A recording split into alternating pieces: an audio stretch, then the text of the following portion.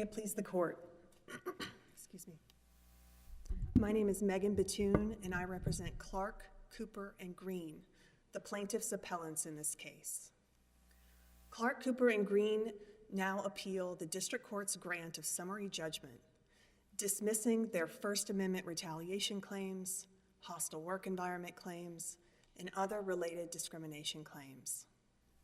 And because we're here on summary judgment, essentially that the district court found that this case would not be going to a jury, I want to emphasize the summary judgment standard, which is that this court will only affirm the district court's grant of summary judgment if, after an independent review of the facts and the evidence in the record, it determines that there's no genuine issue of material fact and that the defendants are entitled to judgment as a matter of law.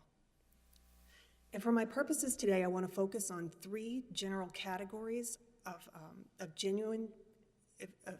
issues of material fact that preclude summary judgment as to Clark, Cooper, and Green's First Amendment retaliation claims and hostile work environment claims.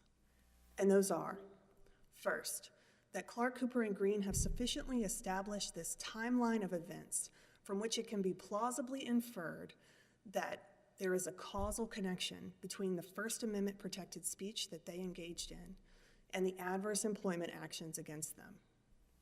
Second, that Clark, Cooper, and Green have sufficiently established that the reasons given by the city for their adverse employment actions were pretextual.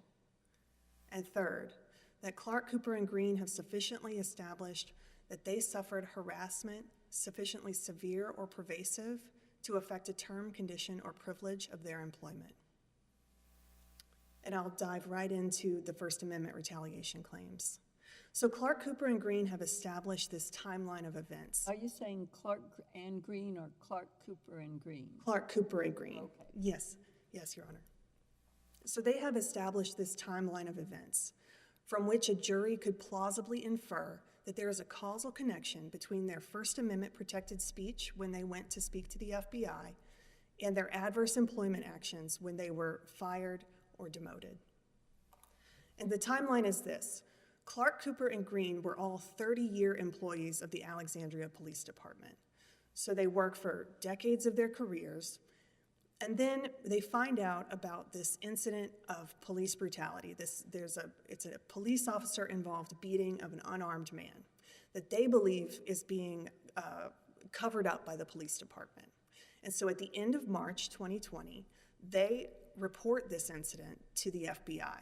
This is the First Amendment protected speech taking place at the end of March 2020.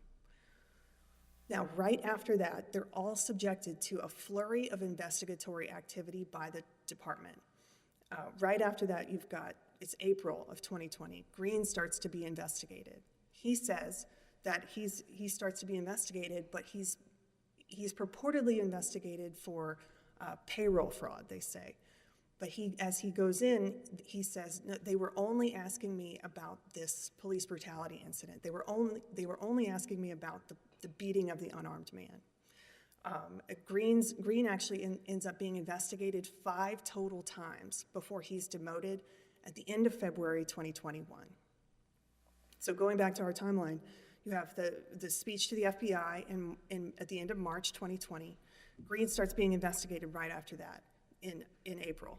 In May, Cooper starts being investigated. He says he goes in for this investigation, and he is told by an attorney for the city that going to the FBI was a fatal mistake. Now, doesn't the city take the position that they were not aware of the communication with the FBI until July?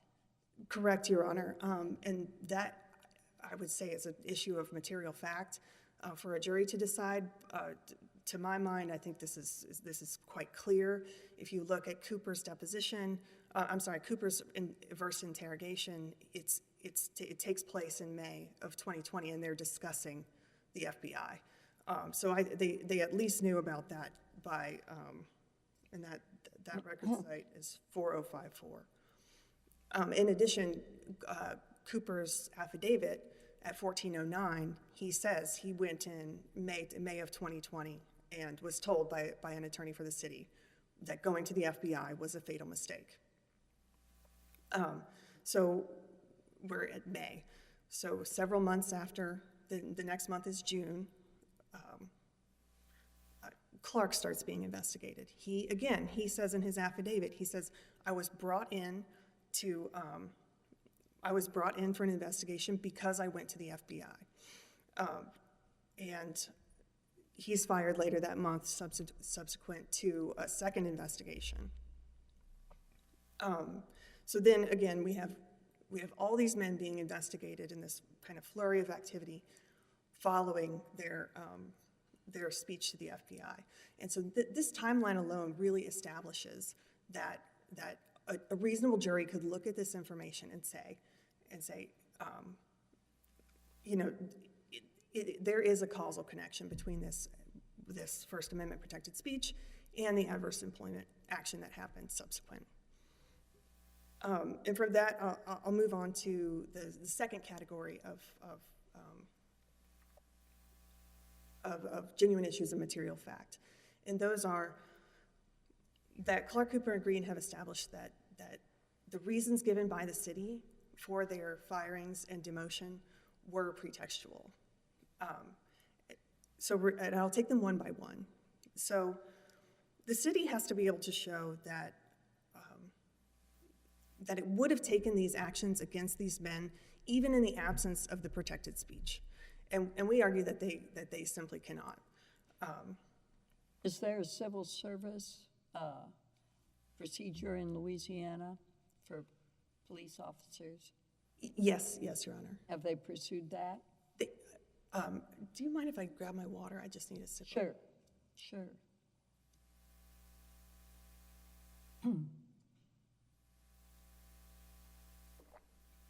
So have they pursued the civil service? Yes. In relation to? Their terminations. They filed EEOC complaints. And, I know that. But right. I mean, yeah, the state civil service procedures. I'm not sure. Okay. Yeah. But I'll return to Green. I'll start with Green's, the pretextual reasons for his demotion. So first you have this kind of compelling timeline of events, and then he's demoted at the end of 5 investigations that are really at least the start of these investigations are really intricately linked to the speech that he made with the FBI. So the city really can't come forward now and say, we would have done this adverse employment action even in the absence of this protected speech because of how connected these incidents are. So Green is investigated, as I said, 5 times, and nothing really comes of these investigations until the end of February of 2021. He's demoted they purport that he lied during one of these investigations, and they purport that he gave an employment list to Cooper. And both of these reasons he disputes. He disputes that he lied, and he disputes that giving the employment list was sufficient to demote him. But viewing this evidence all together, a reasonable jury could find that there's this causal connection, and that the reason given by the city for demoting Green was pretextual. And it's the same for Cooper. So Cooper goes in, as I said, he was told for this first investigation, going to the FBI is a fatal mistake. He's asked during this investigation about this incident of police brutality. And if you look at his polygraph itself, so he actually was fired for purportedly lying during this polygraph. He disputes that he lied during the polygraph, but if you look at the polygraph itself, this is at 6196, what are they asking him about in this polygraph? The beating of the unarmed man. They're asking him about this incident of police brutality. So again, the city cannot come now and say that the reason that it would have engaged this adverse employment action even in the absence of the protected speech because of these circumstances as they've been alleged. And then finally, we have Clark, similar to Cooper and Green. He goes in for an investigation. He says in his affidavit, they called me in for this investigation because I went to the FBI. Now, a second investigation is launched against him, and he is ultimately terminated for violating the NCIC database rules in the department. That they claim that, he used this NCIC database for personal purposes. So that they fired him for that. But Clark's evidence of this being pretextual has more to do with the circumstances and the way that this NCIC system was treated within this department. So his evidence was that there's multiple affidavits showing that there was no training in this system. I don't understand what training you need in order to say that NCIC has some sort of confidential information, Right. and the officers are not supposed to go into it except for business purposes. Right.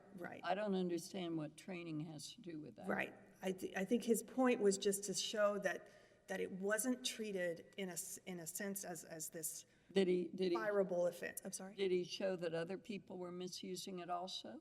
He did. So the only evidence that we have in this record of other people misusing this system is an officer named Fairbanks who received a reprimand, an officer named Green who received a suspension, himself who was fired, and he also presented this evidence that the person in charge of reporting this recertification for these officers within this department had been fraudulently reporting the results. But recertification only has to do with training, right? With training and how to use it. With relation to the system. So all of this really just to say that his kind of quantum of evidence related to this system is to be able to present this all to a jury. So a jury sees Clark, who's worked in this department for 28 years, going along, all of a sudden, okay, he's fired for misusing the NCIC system.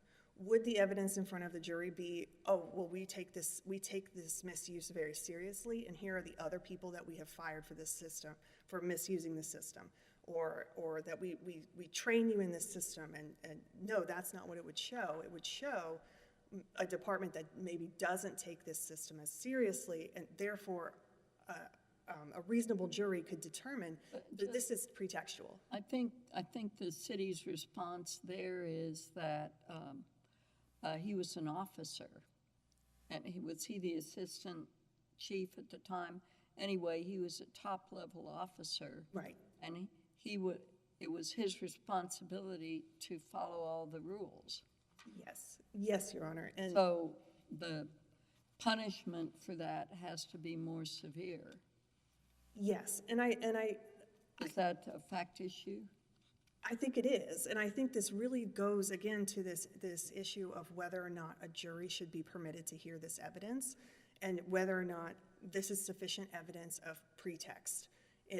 Whether or not the city can actually come forward and establish this Mount Healthy defense of we would have engaged these adverse employment actions against these men even in the absence of their protected speech. And I think the timeline, I think the compelling timeline plus this evidence of pretext really does establish this issue as one that should be heard by a jury.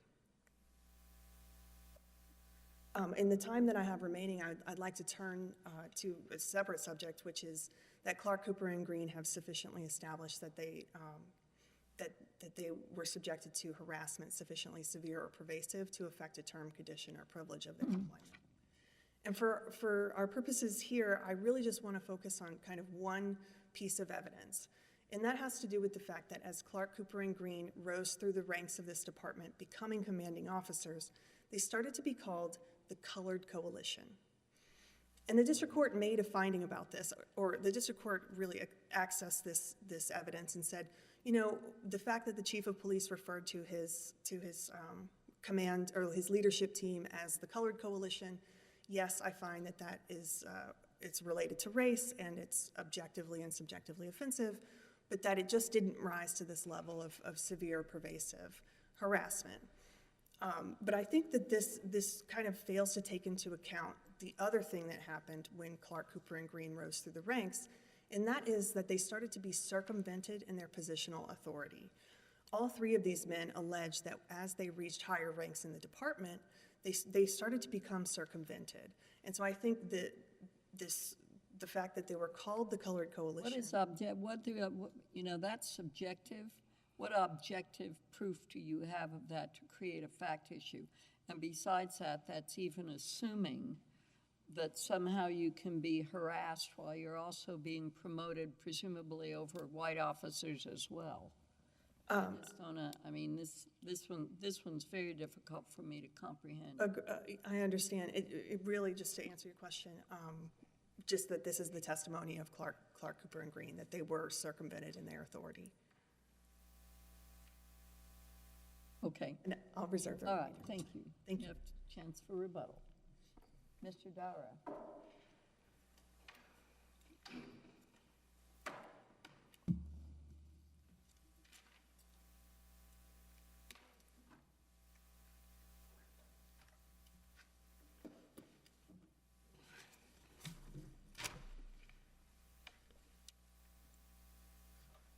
All right. Hello. Good morning. May Morning. it please the court. Joshua Dara Jr. on behalf of the city of Alexandria, the appellee in this matter. What we're asking is that the court affirm the district court's motion for summary judgment, or the granting of the motion for summary judgment. This case is really about 3 high-level employees, good men, who succeeded at the APD, had an opportunity to succeed further in the APD, and unfortunately, in large part due to their personal animus towards the then chief, made some mistakes and decisions that cost them their statuses with the department. That's what this case is about. Just by way of roadmap, briefly, I'm going to discuss the race discrimination claims. I'll spend some time on the hostile work environment claims, and of course, then I'll end with the retaliation claims. Once you've heard the rest of the story, as Paul Harvey would say, we're going to ask you to affirm the district court's ruling. The first point, of course, is that the district court correctly found that race discrimination, their claims of race discrimination, fail as a matter of law. First, they don't establish the prima facie case. So it's easier to deal with Cooper and Green on that issue because they don't show, of course, that they were replaced by someone outside of their race. In fact, in the case of Green was replaced by someone that was his race, of course, then Lieutenant Van Dyke. He's now a commissioner of public safety, but then Lieutenant Van Dyke, who was also a black man. Then, of course, you have Cooper, who was the assistant chief at the time. He was replaced by a black woman. So they fail in that regard, and they don't even really attempt to identify a comparator. Although if you do look closely at Mr. Clark's affidavit, he actually does identify a comparator, a white male, Kenneth Rachel, who was a lieutenant, who was fired just months before Cedric Green for very similar conduct. In that situation, what you'll see is that Mr. Rachel, there was a complaint filed against him for race discrimination. He allegedly had threatened someone, and eventually he denies those claims, of course. He's subjected to a polygraph. Once he gets to the polygraph, he then tells the truth. Very, very similar to what happens with Mr. Green. Mr. Green is asked questions about disseminating information to Mr. Cooper or his lawyer for purposes of use in a civil service appeal. I know that Judge Jones asked about the civil service appeal. Yes, there were 2 civil service appeals.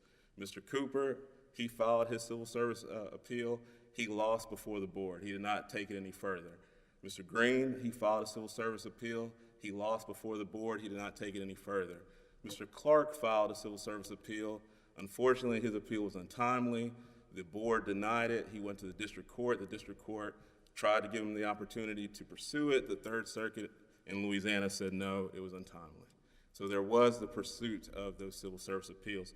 But back to Mr. Green. Mr. Green, just like Mr. Rachel, is faced with a polygraph, and of course at the polygraph he then admits that, okay, yes, I may have given some documents over to Mr. Cooper or his lawyer. He remembers.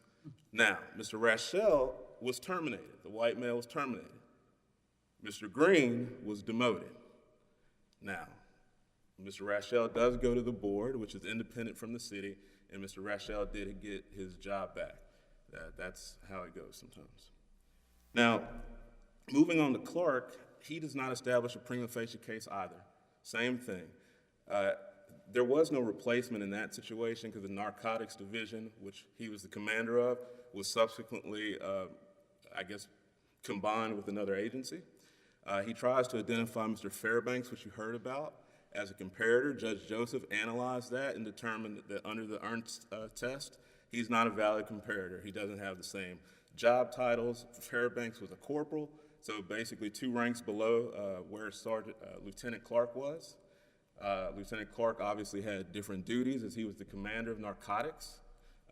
They did not have the same supervisors. Lieutenant Clark was under Captain Darrell Bradley.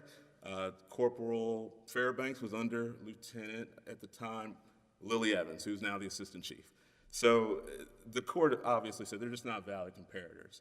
And there was no, even on the analysis of what they did, Clark's behavior with the NCIC system was far-reaching. There was 15 names that were looked up for various reasons. There were family members, there were political figures, there were all kinds of, the chief of police at the time, other employees in the department. What does the NCIC database contain other than prior arrests?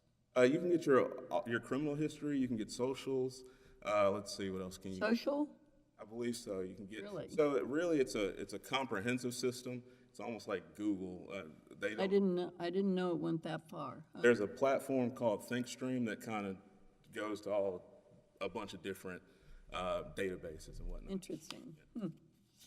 It's kind of scary in some ways. So that's why people aren't supposed to use it except for business. Correct.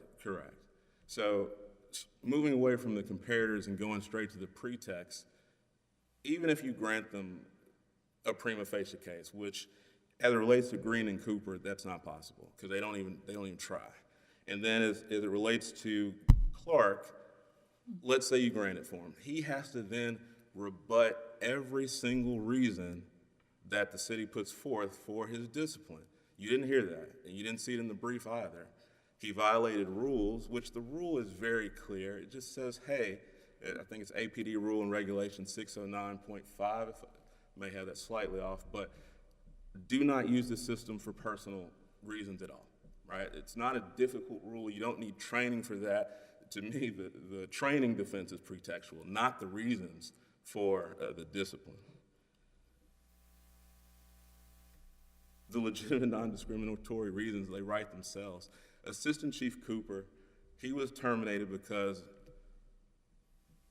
he, unfortunately, was helping an attorney who then became his attorney later on file a civil suit against the city. The city knew nothing about the FBI when the investigation started. That's a critical part that's missing from this. They're trying to establish this timeline, which there's really no proof of the timeline. There's no evidence in the record of the timeline other than their own self-serving testimony. But they talk about something that happened in March. That's their alleged reporting. The investigations into Clark and Cooper start in May, and they're told as to why they're under investigation once they get to the hearing, which is what the state statute required, the interrogations rather. And they're told that, hey, we think you guys may have been talking to this plaintiff, so the guy that they're saying allegedly was hit filed suit. That's what started all of this. He filed a lawsuit. Keep in mind this incident starts in March of 2019. Then all of a sudden, in April of 2020, we get sued. That's what starts all of this, because you see that the lawsuit is as if someone completely read reports, watched videos. That's what started the lawsuit. A fear that someone in the department was leaking information out to someone who was using it for a lawsuit. That was what started the investigation. During one of those interrogations, which I conducted the interrogation, at one point, that's when they mentioned that they were talking to an FBI agent. Actually, they mentioned him by name. I didn't know the guy's name, and then they later clarified. Well, even at the polygraph, the question is other than the FBI, because we're not worried about that. That's the question. Other than the FBI, and he mentioned his wife as well, have you disseminated any information? He failed that test. So you have the suspicion of, hey, there's a lawsuit with too much information in it, and then you have the failed polygraph. That's the legitimate non-discriminatory reason. Of course, if the assistant chief is leaking information out to the public, for purposes of a lawsuit against the city, that's easy. Cedric Green, same thing. He's a lieutenant over records, mind you. Information goes out to Cooper. Now, he admits this, so that alone stops the whole pretext thing, because he acknowledges it. At the polygraph, he admits, yes, I gave this information out. The question then, or what they try to do is, hey, he didn't know it was confidential. That's belied by the record as well. He himself signed a document, this is in the record, that says, hey, City of Alexandria, do not give my personal information out. But yet, he gives his information and everybody else's out, and then tells us he didn't know it was confidential. That's a nonsensical position to take. For purposes of time, I'm gonna move on. Well, I'll briefly say with Clark, it's a crime to misuse the NCIC system. 596, our rules say that you can't do it. He acknowledges at his predisciplinary hearing that it is a serious offense. You have an affidavit from Ronnie Howard that it is a serious offense. We already talked about the comparator, who was a much lower rank than he was. And then you also have one of the other comparators is a black male too, but the court said it wasn't valid. Going on to I'm gonna jump to the retaliation real quick so I can dispose of that just as fast. Simple, same thing. The temporal proximity, first they didn't prove it up, but give it to them.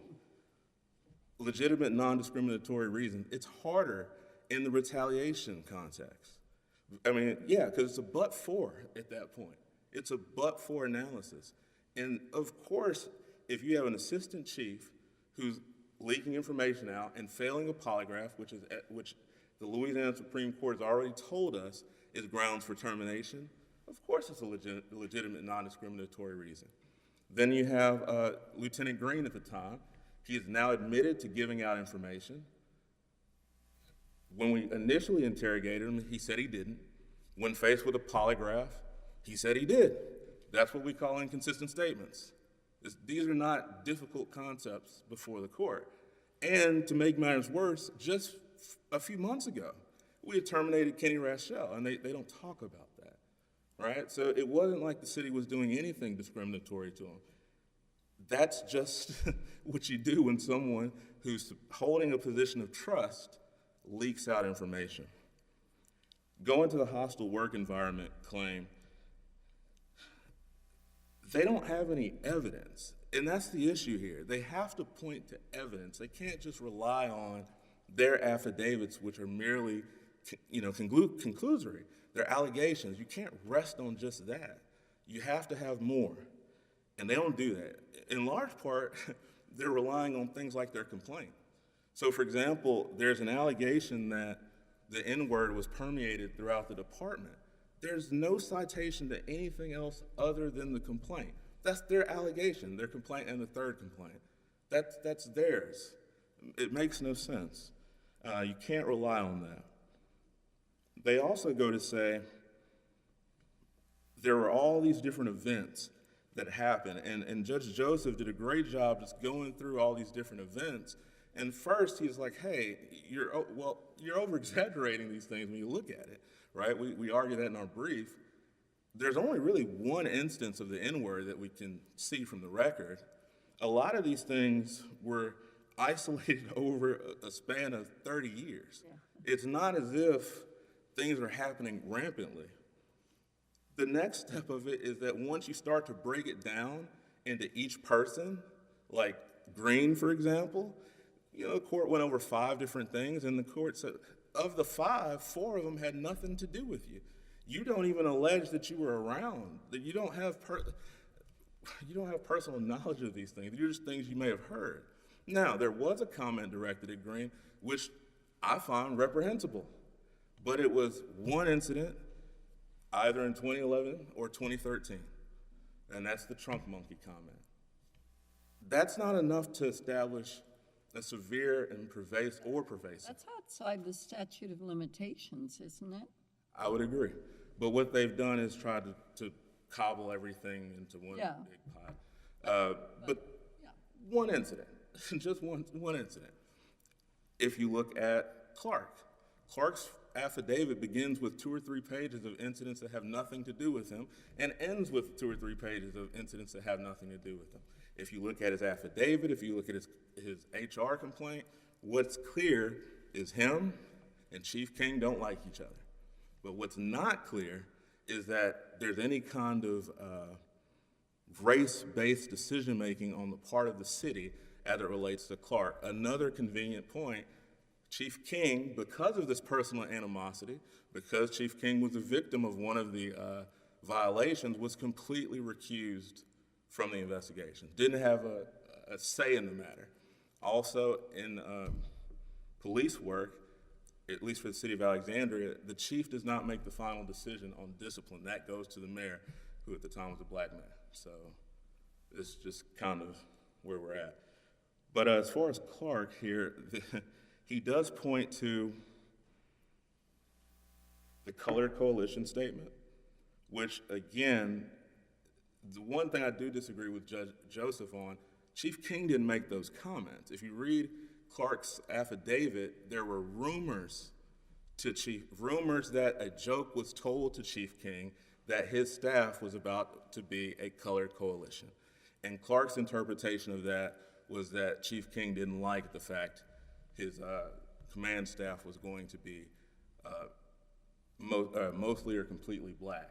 They don't point to anything that Chief King said. So again, that doesn't really get you there as well. The reality is, we're talking about 1 or 2 instances. I love the principle that was in the Shepard case. When we're talking about Title VII, what we're talking about is trying to prevent conduct that stops you from succeeding in the workplace. These men were all succeeding. Cooper had risen to the assistant chief. That is the highest civil service position in the department. I mean, the highest civil service promotional position, the chief of civil service as well. Green, I wanted to call him Deputy Chief Green because he was the Deputy Chief at one point. He was demoted by his own admission because Chief King didn't think he was loyal. Whether or not Chief King was right in that assumption is not the point. It's not a race decision. Then the demotion from lieutenant to sergeant, again, that's not a race decision. That was just his behavior. That's his conduct. At that point, he was demoted by not Chief King because he wasn't at the department. He was demoted by Chief Ronnie Howard, another black male. So this is not race. These are men who were at the top of the department. Lieutenant Clark was a commander of narcotics. He was up to be captain at some point. This is just a situation where you have individuals who unfortunately made decisions that cost them their statuses. If I have 2 minutes left, so I wanted to reserve some time for any questions that the panel had. Thank you. No questions. Well, now that you've heard the rest of the story, I hope that you affirm the city's position. Thank you.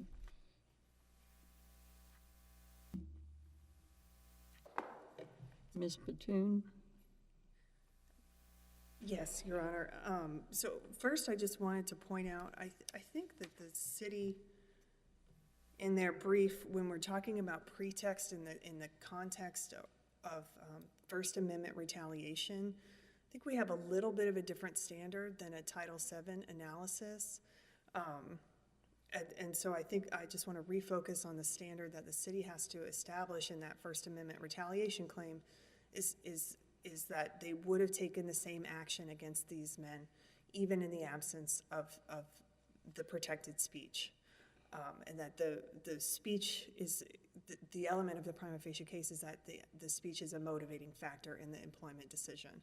And I think that has occurred here according to the timeline established by the plaintiffs, as well as their allegations of pretext for each of the reasons given for their adverse employment actions. And for that, we rely on the case Mooney versus Lafayette County Schools, that it is an unpublished case, but it does provide kind of this like clear analysis of the way that a First Amendment retaliation claim is going to be assessed just a little bit differently than a Title VII retaliation claim. And I think it recognizing that First Amendment rights are, they take care not to grant summary judgment so easily as you would in a Title VII claim. When you're dealing with kind of these delicate constitutional rights and these mixed motivations of people is just more proper for a jury to be assessing and addressing those issues.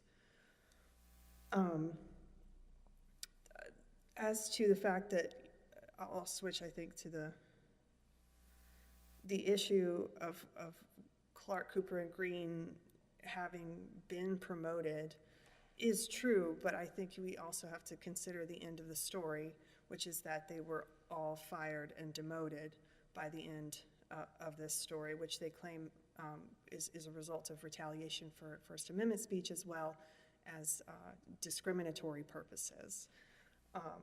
And their evidence of that discriminatory intent also has to do under the hostile work environment, but also for the discriminatory firing and demotion.